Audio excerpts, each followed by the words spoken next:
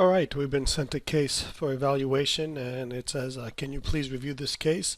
The implant in site number 12 has to be placed further apical. Would you recommend alveoplasty after healing or before placement? Patient wanted a locator denture.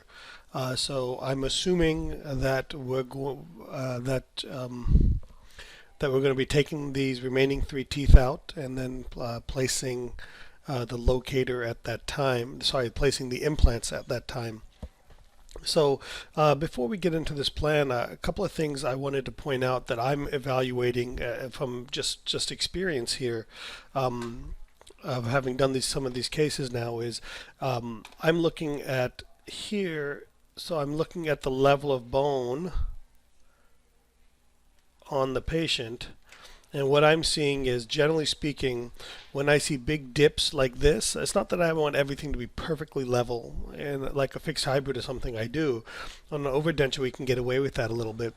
But when I see something like this, right here, as we see on the patient's right-hand side, I start thinking that I'm going to want to do at least some alveoplasty right here in this area to level that off. And then maybe a little bit of alveoplasty right here as well to level some of that off. Okay, so that's the first thing I'm thinking of when I look at this. Okay, is that I want to end up with enough restorative space for thickness of materials, locators, housings, and then also the potential for potentially in the future being able to convert this to a fixed hybrid case. It doesn't mean I'm going to excessively reduce bone if that's what's required, but I do want to have a relatively level flat area here, and we can see here that we don't. Okay, so now the next thing I'm looking at when I initially see your plan here is, again, same thing. Okay, now if we just draw our implant lines, we can see that our implants have a big curve to them as well, and that'd probably be more like this right there. Okay, so I just again worry about the forces on the denture, the weak points maybe right here, right there, and how this may affect the overdenture, and especially if this is going to be a locator overdenture without a bar, as it's been indicated. So I would probably like to see my implants a little bit more level, kind of like right here. Let me change that color here. I probably want to see my implants a little bit more level, kind of like this, and then go from there. So again, that's kind of before I start planning. Mentally, that's what I'm taking a look at to decide where and what I want to do here. So now let's go ahead and take a look at each individual site. And my critique on this particular site is going to be one, I think the bone looks like this, and it's questionable if that's the bone or if that's the bone right there. Maybe this is a previously grafted site. The other thing is typically on overdentures, I'm not going to put my quote-unquote screw access coming out the incisal, occlusal table. I'm actually going to want my implant. Typically, to avoid any bulkiness, I typically like to put my locator in the housing towards the palatal side of that. So I would like my implant to be right there. So by being able to do this, we're actually going to be able to move this implant to the lingual. Okay, and then we can go to the implant size, and I would probably go with the 4.3 here. Okay, and then I think 10 is certainly long enough. Honestly, I might move this a little bit more anterior to be able to have more space here, and then I would move this a bit to the lingual. And now what we're going to do is we're going to get enough bone here.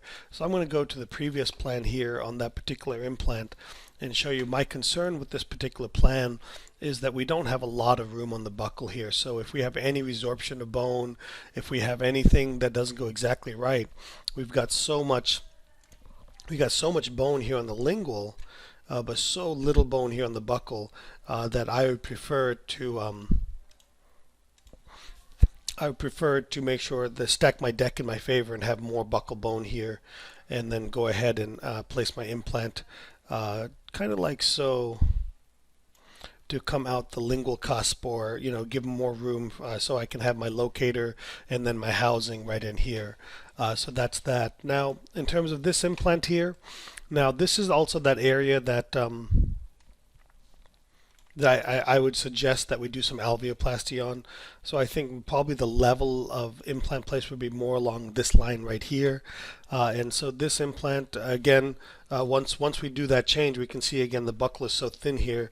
So I would consider maybe changing the implant a little bit like so here. And this site may not be perfect because we don't have a lot of lingual bone there. So maybe we'll stretch that a little bit anterior. And then we'll start looking somewhere along this line here as a potential implant placement site here. So something along that line there.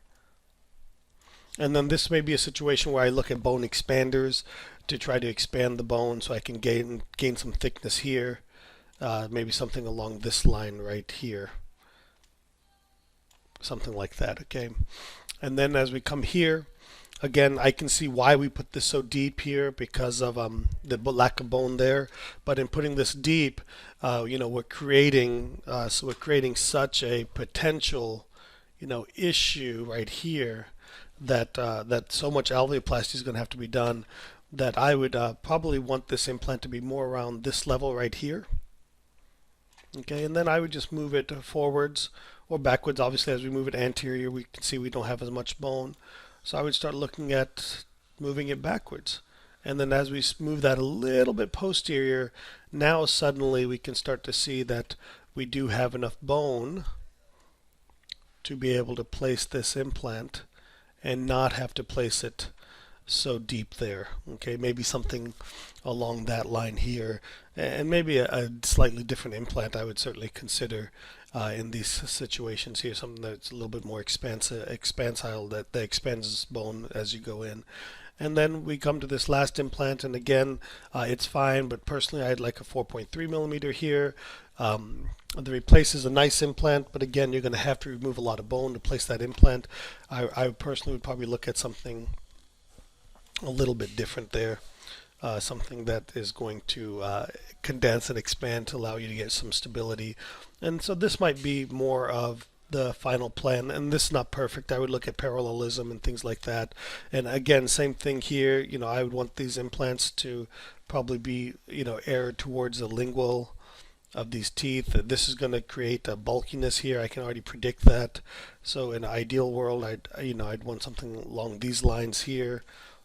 Maybe we'll have to do a little bit of grafting here. That's, or we can move the implant a little bit forward or backwards to see that. Now, in terms of when to do the alveoplasty, to answer that question on these, so what I'm looking at here is, and this is a good example. So this situation, I can actually have the guide placed, and maybe you'll have to do some tissue contouring here to get this guide in. But what I would look at here is placing the implant through the guide, putting a cover screw on after the implant's placed, and then go ahead and do the alveoplasty at the time of placement. So that way I don't have to do it down the road. And the challenge here, I think, with your original plan on this particular implant is that to even get the guide seated, your guide sleeve is hitting the bone. So from that perspective, to even be able to do what I talked about, you'd probably want your guide right here. Maybe you can lay a flap or cut some tissue out of there to get that seated.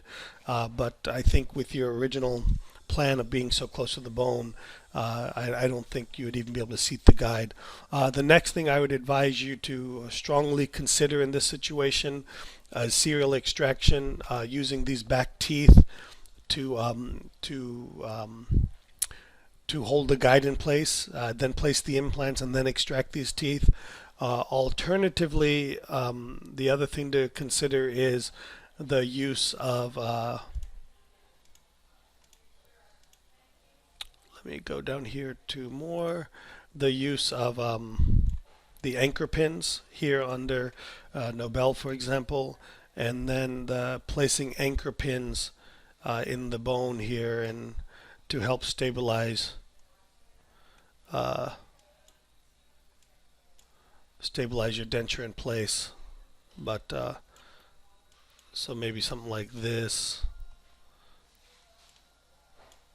Just plan them out. Now I've kind of lost my own orientation here, but maybe something along that line, just to help stabilize the guide. If maybe just one more if the teeth themselves aren't enough. So again, not an easy case, not a overly difficult case, but certainly one that does require a little bit of work. So I wish you the best of luck, and hopefully this has made sense to you. So thank you very much.